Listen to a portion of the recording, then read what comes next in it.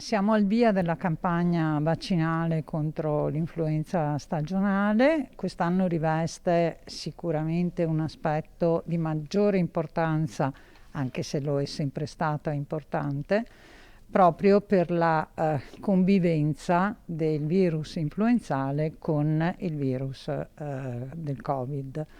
Quindi messaggio a tutti di vaccinarsi. Sono oltre 140.000 le dosi di vaccino anti-influenzale prenotate dall'US Berica. Il piano quest'anno prevede un fronte parallelo di somministrazioni, da una parte i medici di medicina generale, dall'altra i centri di vaccinazione di popolazione distribuiti sul territorio.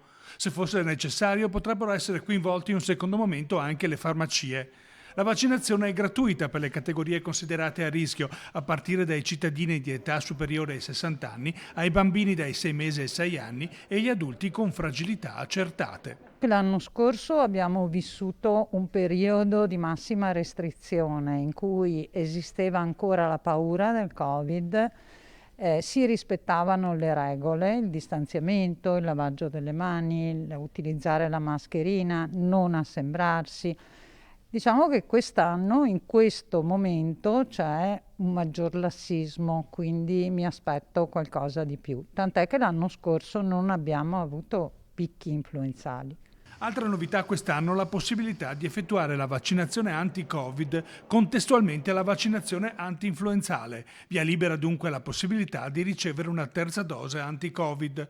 L'US Berica, visto anche l'andamento dello scorso anno, si pone obiettivi ambiziosi. Il nostro obiettivo è quello di superare le percentuali che abbiamo ottenuto lo scorso anno. Se parliamo del personale, che erano comunque percentuali molto elevate, se parliamo del personale sanitario dovremmo superare il 40,7%.